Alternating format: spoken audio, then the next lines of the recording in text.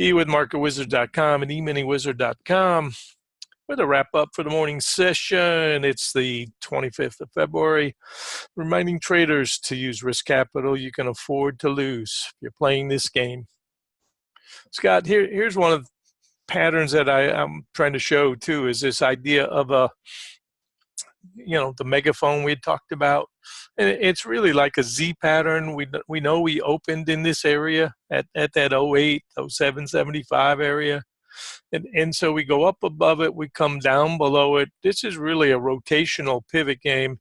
And we get about a 30-minute program trade up, and then we've come back down and retesting the overnight 09 and obviously the open today at 08.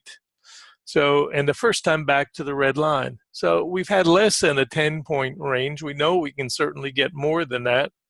And this is the moment of truth for both sides, really. For the short side, fighting the push today, hoping for a bigger trade. If you're trying to get your 2 to 3 points out of a 5 or 6 or 8 point swing, and you get an opportunity to do it, you don't be too aggressive in this kind of an environment. You have to play hit and run and take multiple entries. So if that's the game you're playing, a reminder, you don't have to get every ounce out of every swing. You're looking to take two, and add them all up, and you got your vig. That's what we're trying to do. And traders who fight that idea, who always are looking for the home run trade, are the ones who don't do that because they give back what they just made, and then some usually. Because, that's all right, not going any further. And then you're short again at a higher high than you were in. I'm just going to average in. Next thing you know, you're getting squeezed like everybody else. So we thought small range this morning, fairly choppy, and that's what we've got. And sometimes the market just does not give us the opportunities that we would like to have. That was done overnight with a squeeze. And if we take responsibility, we chose not to play. We'd rather sleep. You have to take responsibility for your decisions in life.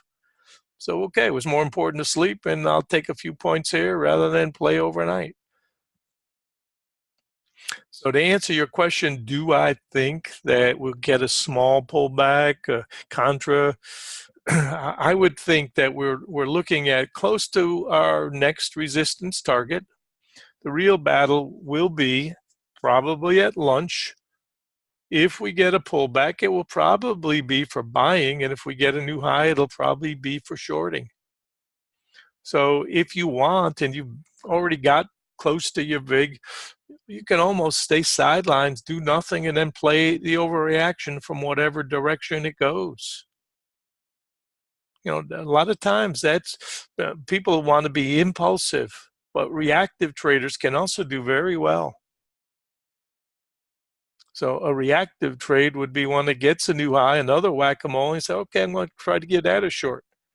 Or another new low in here, and say, all right, I'm going to try to give that a buy, just for a few points. So many ways to play this game. And we're at the point now where if you played this morning, should be protecting your profits in a pretty choppy range, really. And look at this chart over here, and odds are that we were trying to get ourselves to that 15 to 16 target.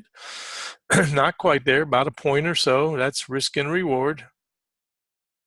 And the day's not over. We could still achieve that by the end of the day. The question is, how much do you want to give back to get those 1 or 2 more points? That is the essence of risk and reward.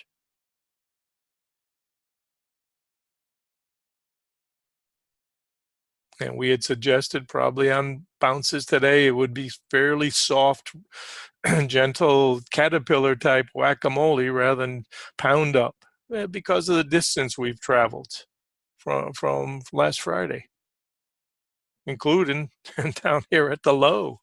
Come on.